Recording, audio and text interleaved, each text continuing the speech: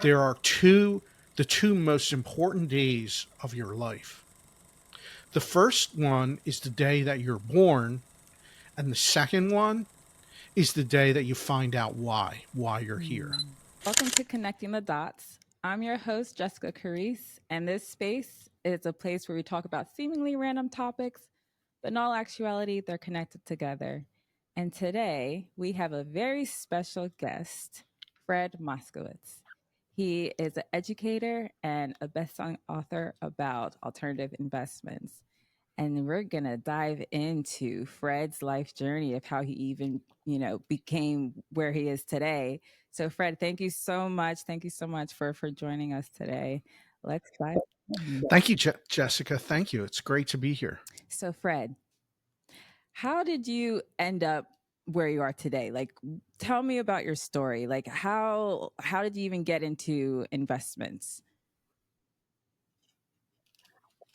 Well, it's quite an interesting journey overall. I started out in life having a very long and successful career working as a computer engineer. And I spent many years working in the tech industry. And it was fascinating. It was during a real exciting time. As you can imagine, it was during the dot com boom when that started. That's just about when I was getting out into the working world.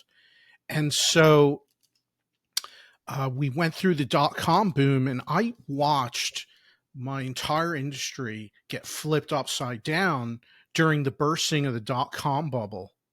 Right, we had the bursting of the dot com bubble, and then we had the September 11th terrorist attacks, and all of this turmoil and uncertainty in the world. It was a lot of people were scared, and that kicked off the bursting of the dot com bubble, companies going under, the tech market for jobs was in the toilet. It was horrible.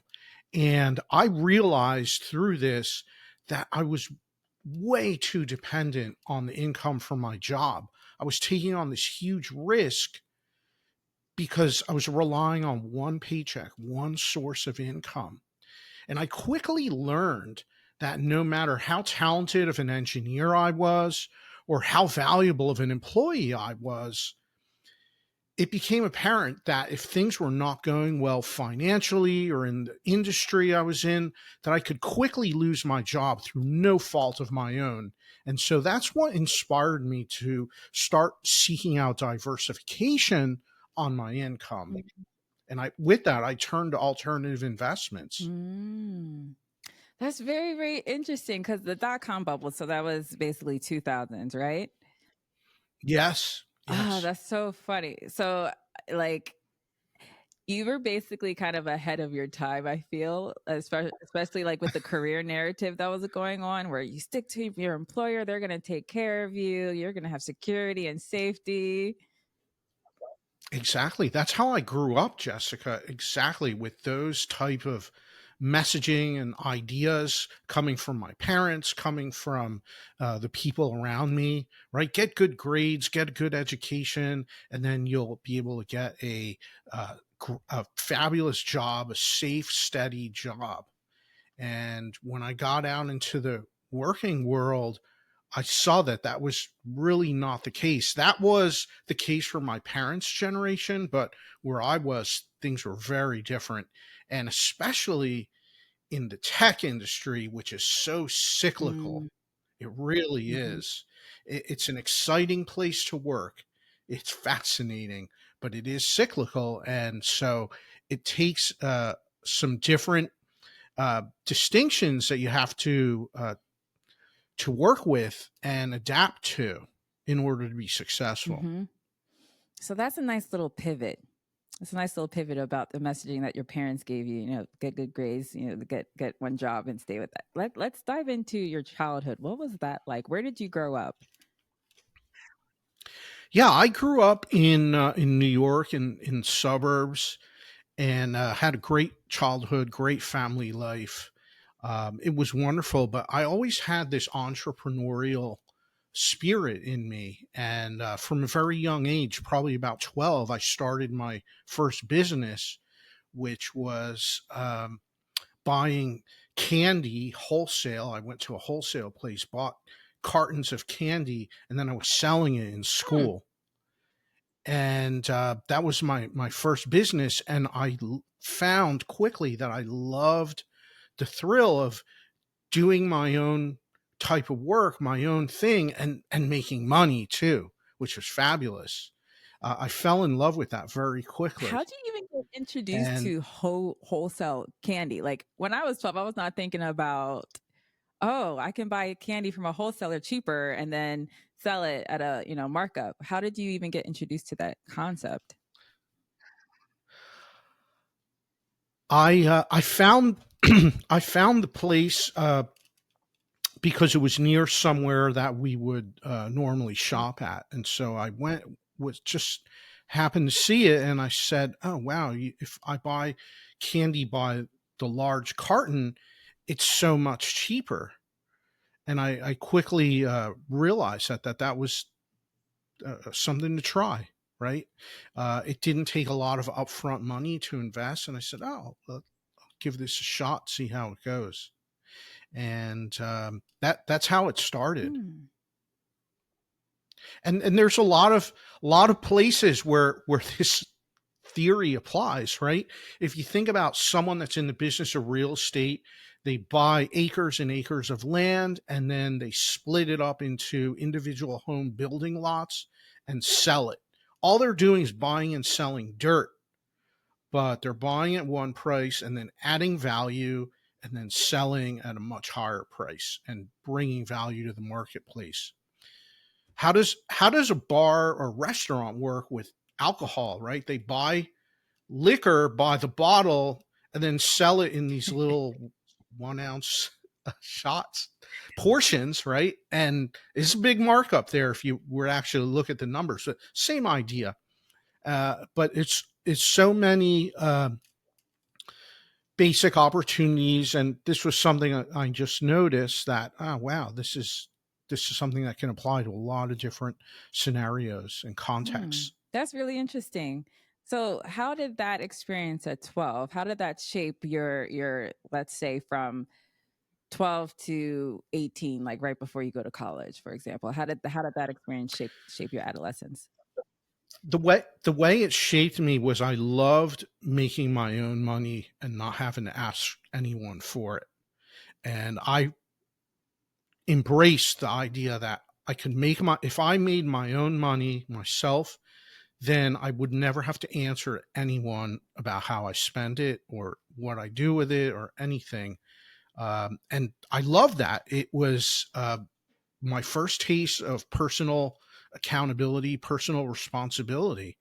And I found that I really love that deeply, that feeling that I could generate my own money through my own efforts and work and skills and abilities, and then be able to do with it what I want. So it's a type of freedom, really, is the essence of that, the feeling and the energy around it. Mm, mhm, And that's something that stayed with me from that point forward. mm, mhm, mhm, mhm.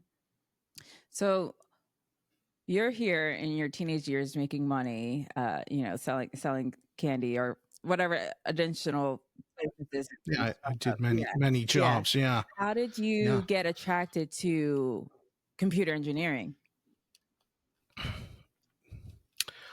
I was attracted to computers since I was a child. Always had a home computer at home and experimented with them. Spent a lot of time with it. It was something I loved, and it was a natural progression for me to pursue computer engineering by the time I got to college. But this was in the '80s when I grew up. People didn't have computers at home. I remember going to a computer show and being able to play with the first Apple Oh, wow. Macintosh. The first time that there was ever a mouse used with a computer, and it was a small compact unit, and it was in the early 1980s, and I saw that. And I said, "Wow, this is really so different than the computers that were known at the time were huge mainframes and large office uh, systems and equipment that maybe there was no computer. All you had was a remote terminal to access it, and that was what was used in at those times in the industry. And so that being around that, exposed to that, having computers at home growing up was something I loved. And naturally, when I got to college, I wanted to be working in that industry and be a part of it. Mm-hmm. So that's really, so basically, so your parents were able to get one of the first Macs, or one of the first actually, I actually don't know, was it Mac or PC that came out first? There were other computers before Oh. that. Macintosh. Back then, it wasn't called a Mac; it was a Macintosh. They came out in the probably in the mid '80s. So there were other computer manufacturers. Yes, there was PCs for sure. They were more high end, but also there was Commodore was one, Atari. There were some different other manufacturers that were building home computers. So there was a lot of choices and options back then. Mm-hmm. Yeah. Okay. All right. Yeah. Because I remember, for me, I fell in love with the computer too, and so I was fortunate, or my family, we had a Windows PC. I think it was like Windows Hmm. 95 or something. And so, like, I remember I was one of, like, I don't know, my siblings weren't on the computer as much as I was. Like, I was always on the computer. Like, this was the AOL dial-up period as well. So I remember Yeah. being fascinated with computers, and here I am. And I didn't even plan to, but doing project management in tech. So yeah, Yeah. it's really interesting how even just little objects you get exposed to as a kid can some way somehow influence your career choices. For sure. Different experiences, different relationships, meeting different people that you get to see what they do, what they're like, and some things will resonate. Sometimes something will resonate, and it's not until many years later that it starts to become more a part of your life. That happens too. Hmm. And that's what happened with you, with starting your businesses at a young age. Yeah. Yeah, it happened. That's been a recurring pattern in my life for sure. So Yeah. what was, let's say, like your family dynamic with you uh wanting to pursue business? I guess what did your parents do? Or and did you have any siblings? Like, do you have any siblings? What was that dynamic like? Yeah, I do. I have one sibling. So my the dynamic with my family, with my parents were so proud of me. I went to college, I got an engineering degree, and then had this successful career working at different companies. I worked in semiconductor industry, in the tech industry, and all of that was great. But many years later, decades later, when I decided to start working on my own and fully working on my business, my mom was so worried. She became so worried, and here I am, a grown adult. Um, and my mom said, "Oh, what are you going to do? You're not going to be working anymore. You're not going to have your salary coming in." And I said, "Mom, it's okay. I'm covered, and I need to make this change." And I was good with it, but I mean, if I were someone that was listening to my mother, I mean, she's the best mom in the world, means very well, but this was not an area for me to be taking advice from her at all. But she was worried for a good while. And so that was an interesting dynamic. And I would just listen to her and thank her for her concern, and then get back to focusing on growing my business. No, that's really important. That's a very, very important message. And I find it's a common Yeah. theme with people who go off and do something different. It's like the people closest to you are very worried. They might even think Yeah. you're a little bit crazy, right? Because and it's a little bit of a irony because we're here in America and they say it's the land of dreams and make something of yourself. And that's like kind of the messaging of why people come to America to start a new life, to do the For sure. unexpected. But then when you actually find something that you want to do and you start working towards it seriously, people are like, whoa, whoa, whoa, whoa, what are you doing? What are you doing? But you had that Yeah. inner conviction, like, no, I know this is going to work out. This is what I'm doing. I appreciate your concern, but you had that determination to make it happen. Yeah. Yeah. That determination, that burning desire, to use Napoleon Hill's terminology, Napoleon Hill in Think and Grow Rich, the burning desire, right? That when you have that sense of purpose and focus, then that overpowers everything else and propels you forward towards your growth, your momentum, and pursuing the things that you want to pursue. Hmm. So, what was the turning point between the dynamic with you and your mom when she finally stopped worrying? What was going on? What was going on? It was really time. Eventually, she accepted the fact that I was going to be okay, and enough time had gone by. And I said, "Look, if it doesn't work out, I can always pivot again and do something else, and that's fine." So it was it was a slow progression. But really, the distinction, Jessica, and why I was so strong in my conviction was that through all the investing activity that I had been doing for many, many years at that point, I had done really well with investing and acquiring a portfolio of assets and owning assets that generate income. I had enough income coming in from my investments that it covered all my basic living expenses. And when I reached that point, and I was still working at the time, when I reached that point, I came to this realization that now I'm going to be working because I want to and not because I have to. And so it was a huge mind shift for me, being in that state. Yeah, yeah, working because you want to. I and it's funny because I recently came to that realization as well. We got to a point where I'm working because I want to work, not because I have to.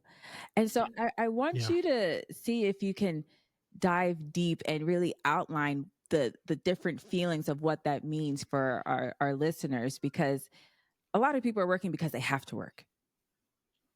Yes. And and when you're working because you have to work, you have no idea what it even means, what that concept can mean for your life when you work because you want to work. Yeah. This is, well, we can really take this in many, many different directions. Um, Something I noticed working in the corporate environments was that, and I'm sure you can relate to this yourself, Jessica. I noticed that when someone leaves a job, when someone quits, it's usually for one of two reasons. It's always this. There's one of two reasons. The first reason is basically they quit their boss. That's it. It just got to a point where it was time to move on, right? So that's one subset. But the other subset is that the person is doing work that's not in alignment with their purpose. And so their heart's not in it. They're like a robot. It's very methodical. They go in every day and do the same thing and do their work, and they may do it well, but it's not in alignment with their purpose. And this could go on for years and years and years. Sometimes people just don't realize it. They don't have an awareness about it. But then when you do, there's a very strong pull and it starts to become painful. And sometimes we may not know where our purpose is. All of us, I think all of us live for part of our lives not knowing our purpose. And it's important to find that, to spend time thinking about it, right? I heard this really impactful quote that said, there are the two most important days of your life. The first one is the day that you're born, and the second one is the day that you find out why you're here. Mm. And once you get clear on your purpose and understanding what that is, and then you start to uh, align everything in your life around that, things really change quickly. There's a different energy that you show up in the world with, a different energy that you put into your work, into your relationships, into all the activities that you do, whether it's work activities, leisure activities, everything. And it really builds so much momentum. Yeah. Can you walk me through what that shift was? What it was like for you? So I guess pre purpose day, we'll call it like that, right? Pre purpose day. What was like your day-to-day feeling like, or what were your day-to-day thoughts like? Like what was your day-to-day attitude? And then post purpose day, what was your mindset like? For me, it wasn't so abrupt like that, where it was one day before and one day after. It was an awareness that grew over time. And as I look back, I noticed things that were signs that were there before. For instance, Jessica, something that I was always good at and always enjoyed was being in front of the customer.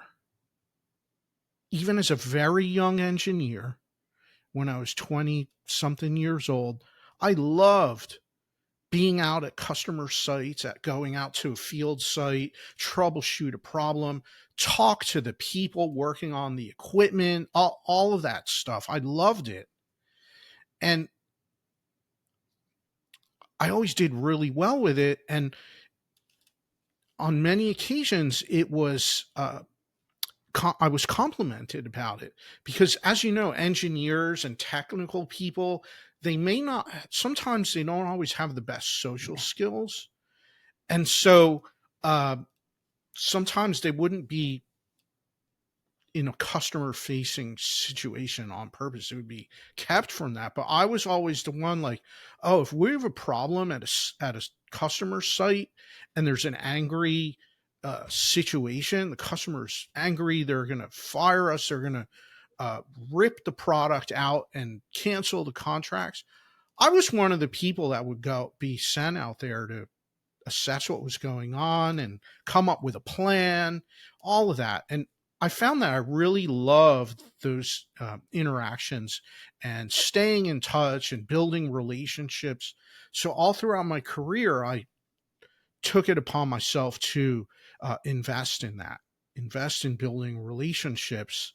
And so that was one of the things that, as part of my purpose, is building relationships. And this is something that's relevant. It doesn't matter what business you're in, what you do, whether you work in a sales role or not. Um, building relationships and nurturing them, if you're good at that skill, you're going to excel at whatever career you're in, because so many people, it's not their strength. And so when you show up putting in effort, putting in work, it's so noticeable. People notice and people respond to that. And so whether it was staying in touch with my the people I worked with, my managers, when they moved to a different company, I would stay in touch with them. Well, what ends up happening?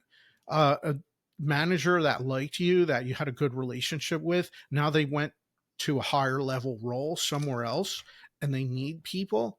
Who are they going to remember about to bring in on their team? And you start to get these calls like, hey, are you happy with where you are? I'm looking for someone. And that, so many opportunities came to me over the years, because I always invested in relationships and stayed in touch with people.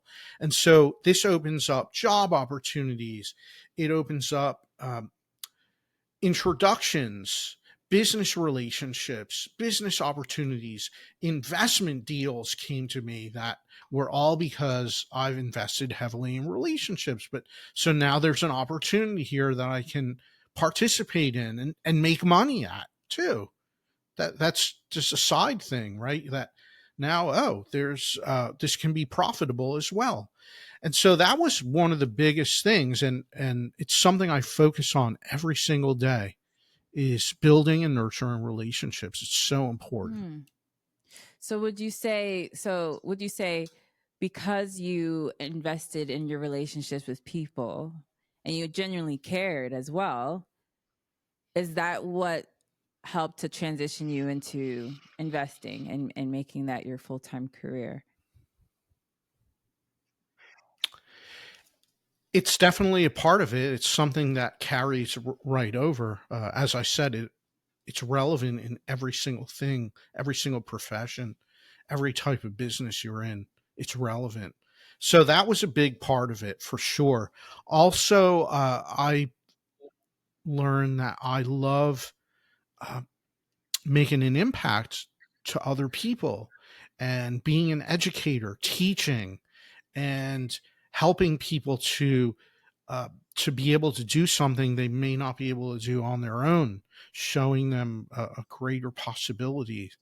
And so it's the role of being a mentor, an educator, and sharing the concepts and ideas for success that I've learned, sharing that with others.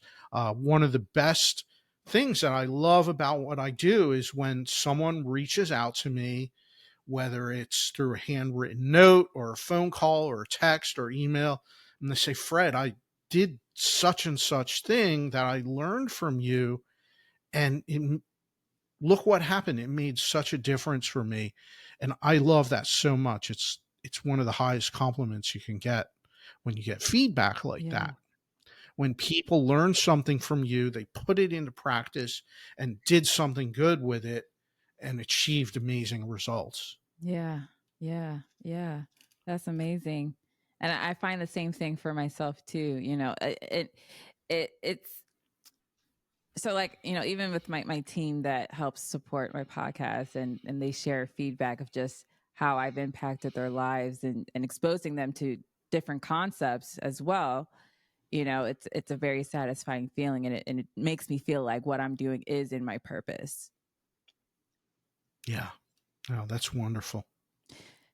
So You what know. what I guess walk me through your transition from your computer engineering career. I know that you said, Yeah, it was a phased approach essentially, but it walk me was. through like step by step how things unfolded.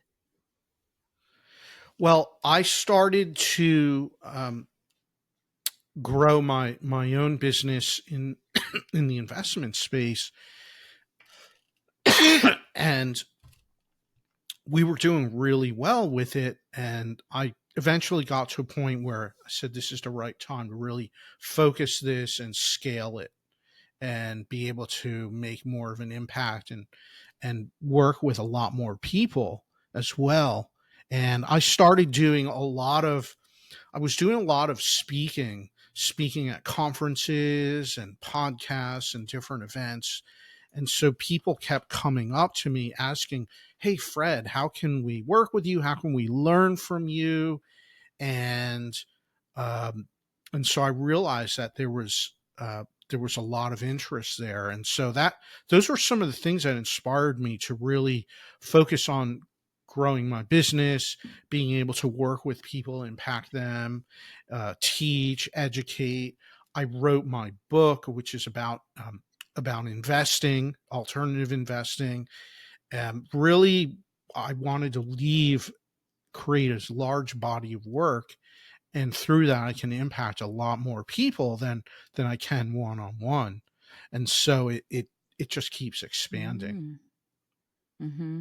So then, from the timeline perspective, we have the .com bubble, the Hmm. 2000s, and you had a light bulb go off, like, huh, I can't rely on one employer, right? So then, after that, Yeah, so how many years did it take for you to get to a point where your investments covered your day to day expenses?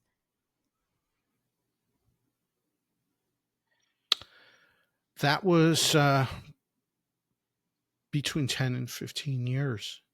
Yeah, 10 years, let's say. Yeah, Okay, so then that got us to the yeah, it was a long. 2010s. Yeah, so it was a long road, and I really always was diligent um, about growing my investments, about saving part of the money I was earning for investing. The money from my paycheck, I would carve off a piece of that and put it towards investments and keep doing that over time. I would buy another piece of property, or I would buy other assets, or buy mortgage notes, whatever it was that I was doing. I had a plan where I was saving off money, and that was allocated for investing, for growing my future. I was very purposeful about that. What was your lifestyle like? Because the reason why I ask is because, let's say I would say like Dave Ramsey is your everyday, Yeah. investor, right? And Hmm. he makes you be strict. He makes you be strict with Yeah. your budget. Yeah. He has certain methodologies for sure. Um, so the approach I learned from was through what's taught by Robert Kiyosaki and Sharon Lechter in the book Rich Dad Poor Dad, where you focus on building and buying assets, right? And you can use debt. The difference between good debt and bad debt, right? Let's talk about that. So, what's bad debt? It's generally consumer debt, the debt you run up on your credit cards from going out to eat 6 nights a week and buying fancy clothes and buying things you don't need, buying doodads that going to sit in your closet and eventually might even go to the curb in the trash at some later time. And if you run up debt to buy can be all do all that consumption, that's bad debt, clearly. Now, what about good debt? Good debt is when you take on debt to buy a piece of real estate. Maybe you're buying an asset, or maybe you're investing in your business with a plan and a focus that yes, you're going to take on debt, but you're investing in your business, and now your business grows. And as a result, there's increased revenue. And then that goes to pay down the debt, and eventually will be completely paid off. And now you're still left with the larger revenue, and you don't have to pay anyone back now. That's how good debt works. So it can apply to owning real estate, owning a business, investing in a business, investing in marketing, advertising, buying equipment for your business, different all these different aspects. but you're putting money in with the expectation of a greater return, and then that extra return, that extra income goes to pay back and pay down all the debt. That's the difference between good debt and bad debt. And so yeah, when I hear about Dave Ramsey and his philosophies, they they don't make that distinction. They just say all the debt that exists is bad and that's it. And for some people, that's what resonates with them. But I like to go a little deeper.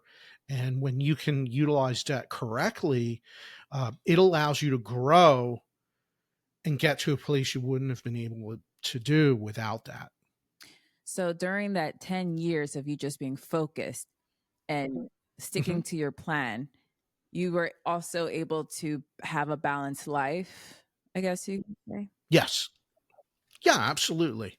Um, had a balanced life. I didn't live extravagantly, um, but lived a good life. Yeah, absolutely, absolutely. So what kept you focused to stick to your plan over the 10 years? That's a long time. Yeah, it what kept me focused was being around successful Mm. people. Right, I was involved, and still am involved in different groups, different investment groups. I attend conferences and workshops and seminars regularly. Um, so always being around like-minded individuals.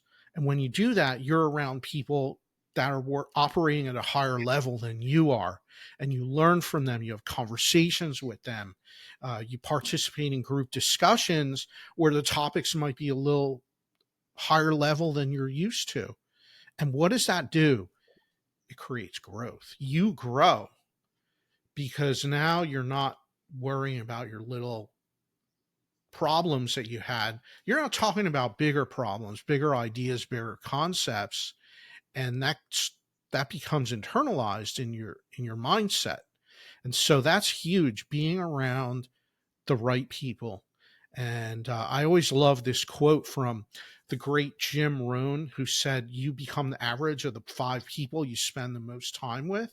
Right? That's so true. That's so true. But when I started to be spending time around other investors that were super successful at what they did, it was a game changer for me. Really changes your perspective. It changes the discussions you're having, the words you use, the content you watch and consume, everything. And through that, you become a future version of yourself that is now playing at a higher level. Hmm.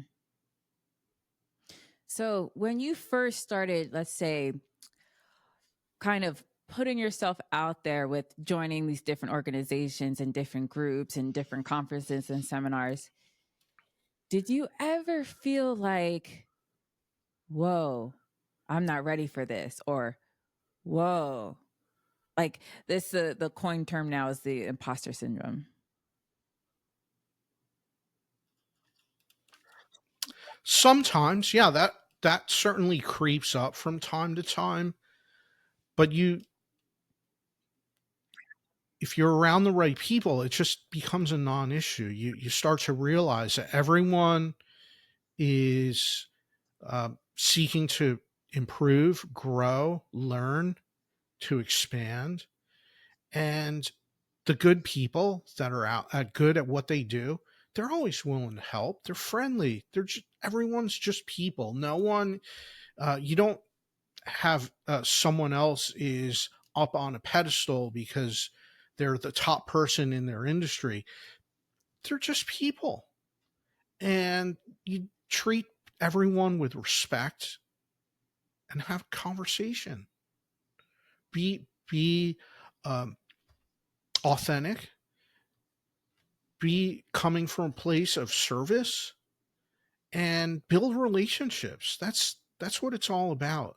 And when you show up that way, amazing things can happen. Mm-hmm. Mm-hmm. You know, it's interesting because What you're saying, I resonate with 100%. With me basically pivoting my life, I've met so many people who are just so happy to help me. And it's been really eye opening because I've had experiences in corporate where you want to get to a certain point, you want to move up, you want to take on more responsibilities, but with taking on more responsibilities, it does mean promotion and stuff like that. But there would be times where you would reach out and say, how do I get from point A to point B? And you think someone is providing you with tangible advice, but then when it comes time to promotion, there's some reason why you can't get promoted, and it's not clear why. So with I've been there. I want to hear about your experience. Because then when you're trying to pursue something on the corporate level and you hit those walls, it kind of gives Yeah. a taste in your mouth, like maybe people aren't helpful. Maybe people don't want to see me progress. So I want to hear more about your experiences from those type of situations. Yeah, there's a lot of games that get played. That's a really complex dynamic, and things can be going on that you've completely no awareness about. You just don't know. How do you know that, for instance, your manager put in for you for a promotion and said, Jessica, she absolutely deserves it, and we're putting this in. And then someone else higher up says no and shuts the whole thing down. Maybe they already even promised you that, hey, you hit all your requirements, you did all the things over the past year that we've been working on together. And here you are thinking, okay, I did all the things, I checked all the boxes, and then comes time for the promotion, and it doesn't happen. We're sorry, Jessica. You never know what went on behind the scenes that doesn't get told to you. That's a reality of it. And so part of what this is other people have a lot of say about what happens to you, and sometimes you have to take matters in your own hands. That's all, because no one is going to look out for you more than yourself and your own interests. And if you ever get to a place where you feel that your interests aren't being taken into account, then maybe you have to make a change. Maybe you change the environment. You have to do something. It's on you to be proactive and take action. Mm-hmm. And it can be frustrating, right? You can have invested so much time, years working at a company, extra hours, time away from your family, sacrifice, all of these things, and comes time for a promotion. Maybe the company just had a bad quarter and they're starting to scale back everything and say, sorry, we can't do this right now. And that's it, right? And it's nothing you did wrong. It's circumstances that are out of your control. So I've been through that. These were some of the things that made me say, hey, you know what? My company is not giving me a raise this year because they didn't do well, but I can go to my rental properties and raise the rents 10% this year uh, on my rental properties. And now I just gave myself a raise. And if the marketplace supports that, great.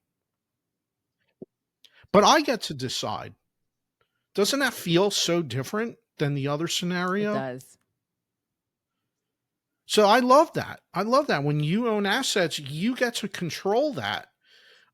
You get to decide what changes get made, how you run your business, how you manage your assets, and it's a different feeling. It's a different energy. And If you own a business, let's say you have an online product, you run a course, have a course online or a book or whatever products that you sell.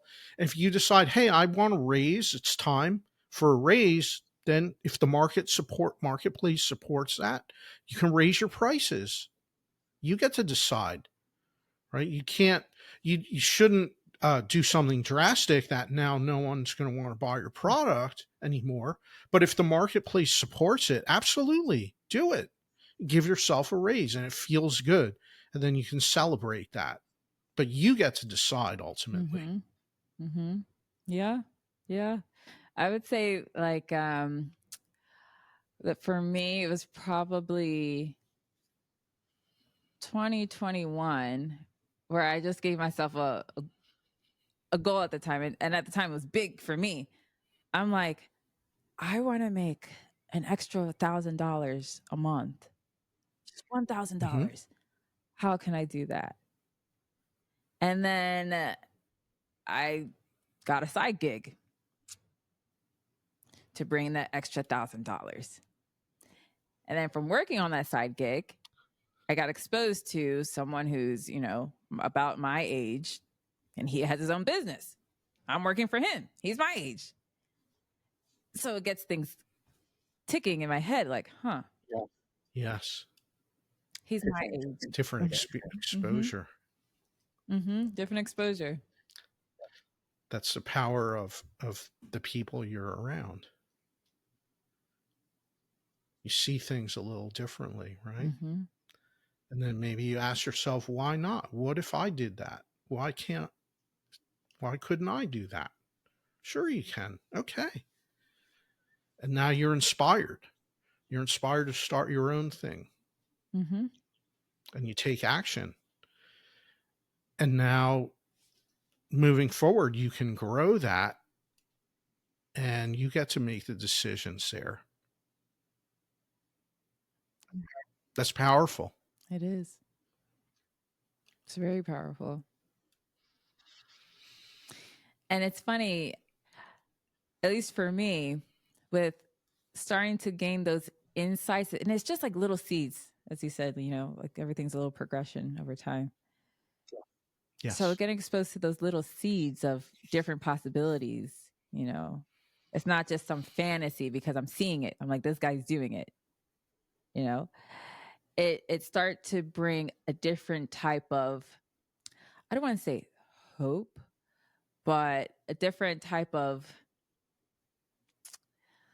let's say, not even an end goal. I would say like a milestone I could work towards. Where before, the milestones I was working towards was, okay, how do I position myself so that the person above my manager can say, yes, Jessica deserves a promotion. It's basically, before, my mindset was, what can I change about myself so that other people can uh basically give me what I want, like from a promotion, for example, versus what can I learn and what can I do to develop myself to create the life and opportunities that I want, versus how can I get someone else to approve me. Yeah. Yeah, that's powerful because you're now taking an action and implementing things that you decide to do it. You take the initiative and it's going to get noticed when you do it.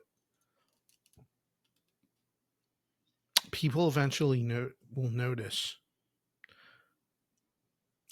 Something else that I think can be really impactful is this getting known. Can you put yourself out there like you're doing with this podcast? Can you put yourself out there and maybe you do this in your industry so that people start to become known, right? You start to become known, and have a personal brand in the industry that's separate from your employer and be recognized. Can you go to an industry conference in your industry and present a talk there and be in front of hundreds or thousands of your peers and colleagues in your industry that get to know you?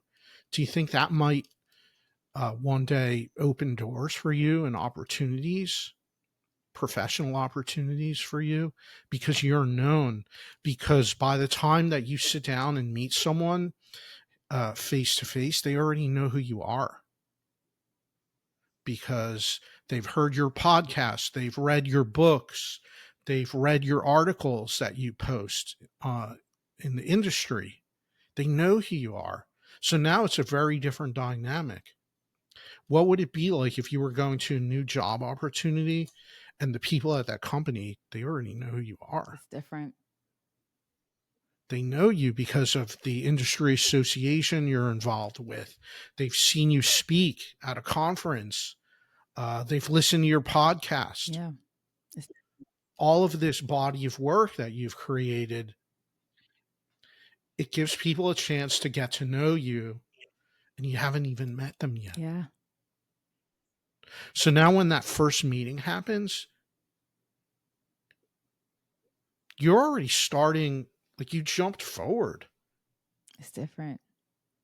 You jumped forward in that encounter. And you're starting now ahead of the game. Mm-hmm. Even from a psychological standpoint, right?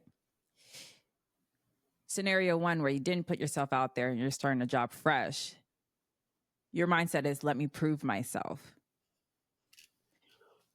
Versus starting point B, where people already know you, you've already established yourself, you already told the world, this is who I am, this is what I'm good at, I know what I'm talking about. And then you start the job. People already know you. You're starting the position like, I don't have to prove anything. Let me it's like, I don't have to prove anything. I can help you. And there's so much less resistance to, doing what you got to do. Actually, people are more willing to help you and more willing to be like, oh yeah, let's include you in this. Let's include you in that. There's so much opportunity from that starting point where you're not trying to prove yourself. You're already arriving like, this is who I am. Yeah. For sure. For sure. Have you ever been on a job interview where it was like that? Where they knew you already? So it's interesting. I would say recently it's kind of been, I went on a job interview, but someone else spoke very, very highly of me. So Mm-hmm. someone else already laid that first impression. So the job interview was very easy and I got it, So I would say I'm at Yeah. that pivotal point Mm-hmm. where my brand is, getting out there, making more connections and starting to penetrate my Yeah. industry. Look at this podcast that you have. People are having a chance to learn from you, learn what you're all about, and you're bringing value to the marketplace, right? By doing that. Mm-hmm. And that's an investment of your time and energy, but it's going to pay off very well for you in the long run. It really Yeah. is. Yeah. Even with starting this podcast, Fred, like, part of the reason why I started it was I knew I was in a bubble with my network. And I Mm-hmm. said to myself, I want to put myself in a position where I'm going to do something that I won't normally do. I want to talk to people I won't normally talk to. I want to have a complete shift of the people who's in my life. And another indication of how I know that this was my purpose was meeting new people. Even meeting you has been very, very effortless. Like, I have not been scouring the internet and I'm like, oh my God, who's my next guest? Oh my God. I haven't done that. It's been, everyone's just been falling into my life very, very effortlessly. That's a good point, right? It's the energy behind it.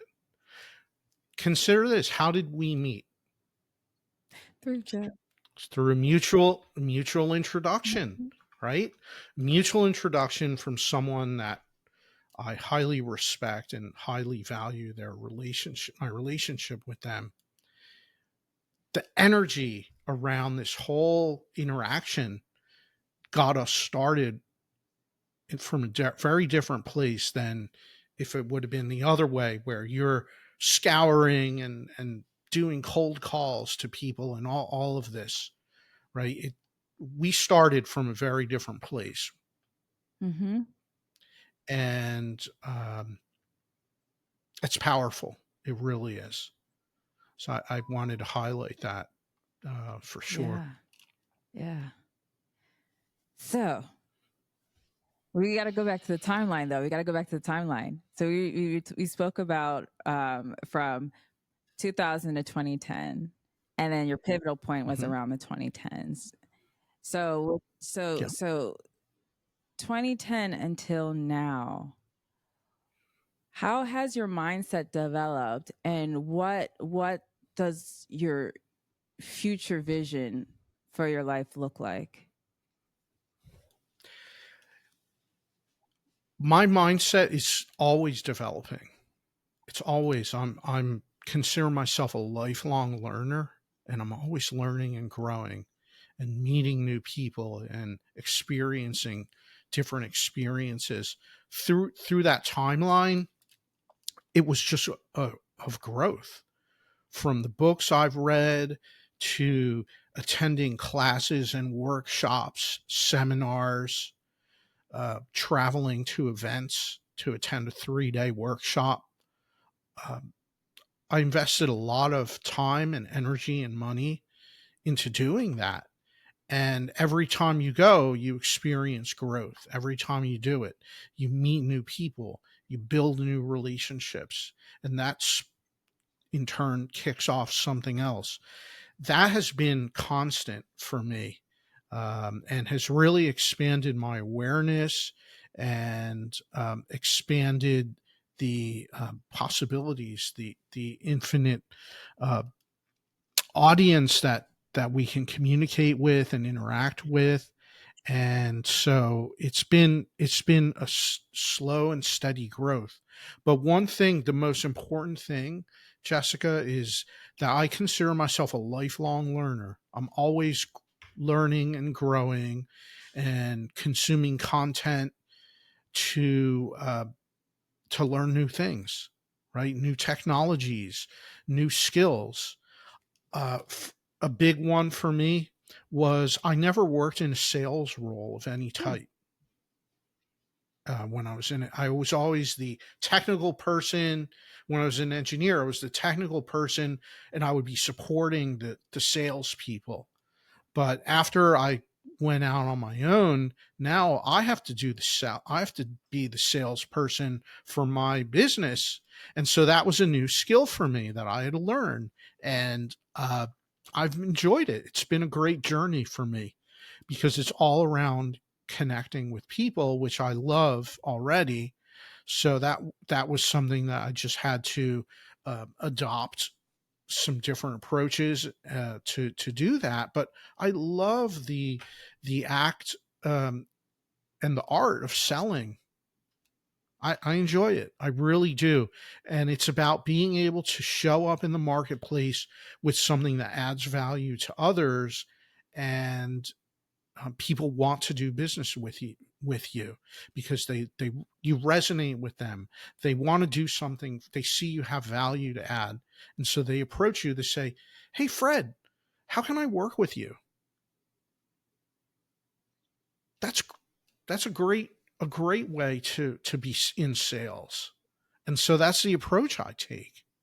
I lead with value. I lead with building relationships, and not everyone's going to resonate, and that's okay. Maybe you'd be better off with someone else. I'd be happy to introduce you to them, make an introduction. Great. Not every customer that comes to me is the right fit, Mm-hmm. and that's okay. If I certainly want to have initial discussions to see if we are a good fit or not, and if we are, wonderful. And if not, maybe this isn't a good time right now. That's okay. Keep following me. Keep look for my content. Listen to the podcasts I guest on. There's a lot of them. I enjoy that.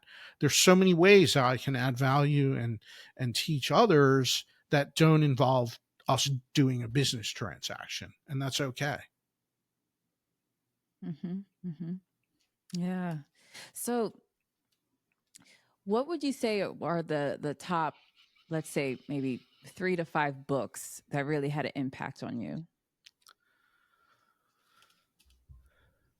I'm glad you said 3 to 5, not one. Okay.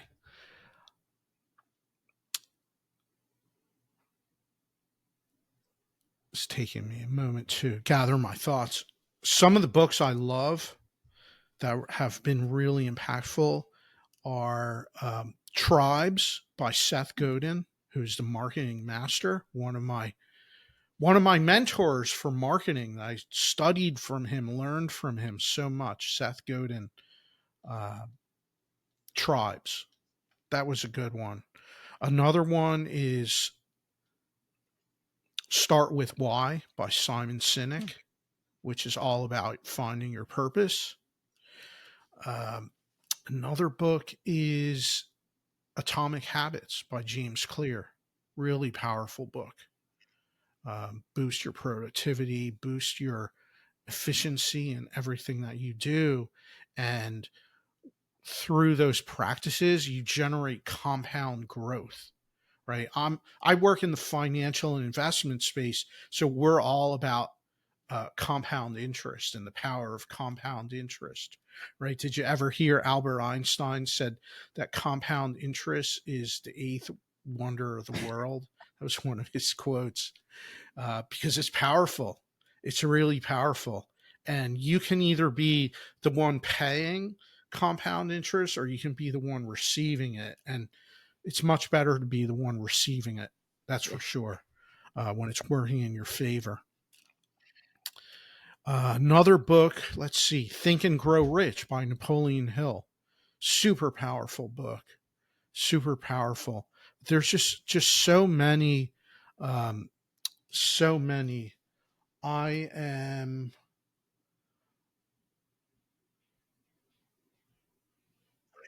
I am reading constantly, constantly. Um, and find what works for you. If you like to read, great. Some people rather listen to audiobooks. That's fine too. Like, figure out what works for you and your lifestyle and then do that.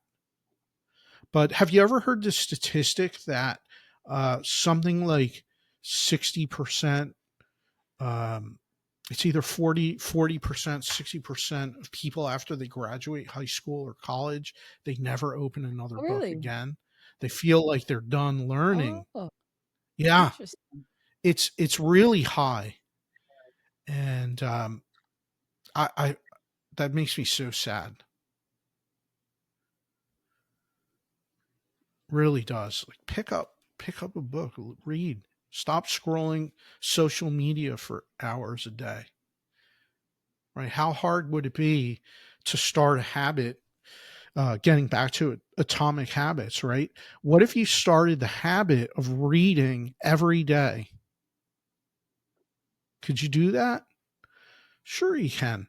You don't have to spend 2 hours a day reading, but what if you started out by saying, I'm going to read 10 pages a day, however long that takes? It's not going to take long.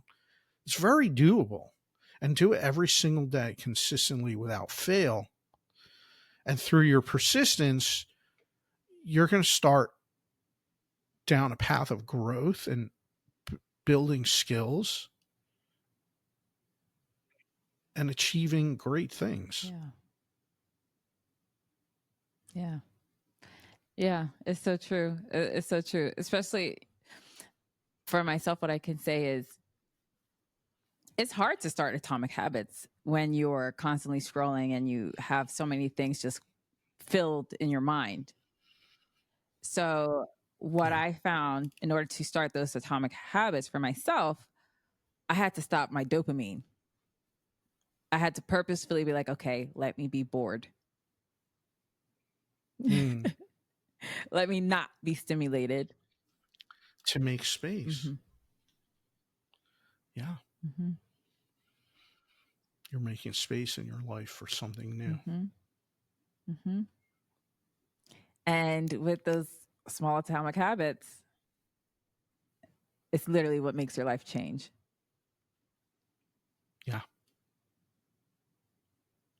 So if you could depart with your top 3 words of advice for those who want to find their purpose and step into those in their purpose, what would it be?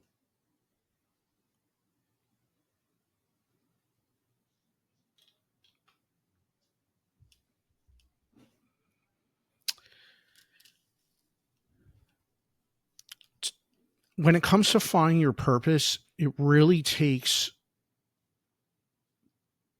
time alone. Get out of your environment, spend time. I found that spending time in nature can really do a lot. Go for a walk, go for a hike, get away from distractions, your environment you're in. Just go, whether you go for a walk on the beach or on a hiking trail or whatever it is, whatever you like, just get away and spend time in nature. It's going to change your exposure, like your sensory exposure is completely different. When you're walking, you have all the movement. You're walking, the landscape around you is moving, and that impacts your sensory experience and gets you thinking in a different way, and it's very powerful. So I always love doing that.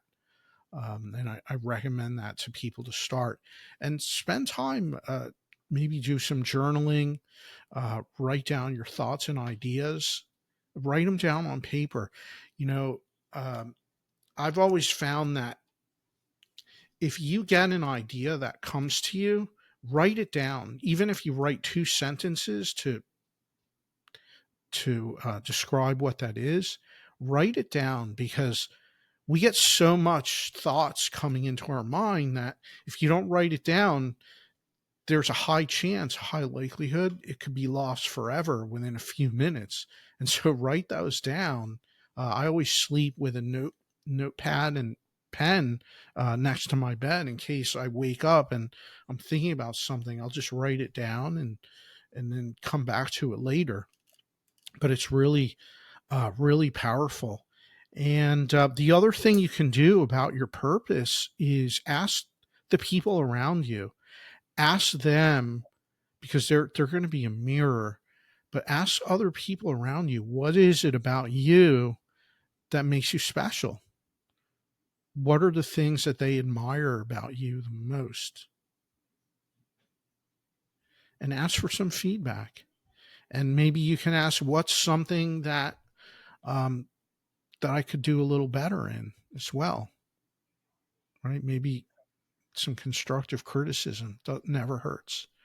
Um, but ask the people around you, and you're going to start to get some different messaging, different ideas. You'll start to learn what is it that you do that resonates with other people. You know, it's so funny with you saying that. That's literally how I got started with my podcast. People told me they want to hear me speak. I'm like, you do? Okay, I guess I'll start one. So that's a really, really, really good piece of advice. I love that. Yeah. Yeah, yeah. And where can people find you, Fred? Thank you. Thank you. People can, I want to invite everyone to connect with me. You can visit my website, which is fredmoskowitz.com. Or if you prefer a little bit of an easier spelling, you can go to giftfromfred.com, and that'll take you right there to my website. Connect with me. I love meeting people, building relationships. I have a special report about investing that I'd be happy to email to you if you like. And I also have a newsletter that's completely free. It's about investing and cash flow and wealth building strategies that I share. Goes out once a month, and so love to connect with you. Love to learn what you're up to and building relationships. It's what we do. Thank you. Thank you, Fred. I think that cash flow one is going to be really interesting because I think the concept finally, made sense to me all these years later. Like cash flow is very important, Yeah, especially with in starting a business. Yeah. it Yeah. is. Thank you so much, Fred. This was amazing. Thank you so much for being on my show.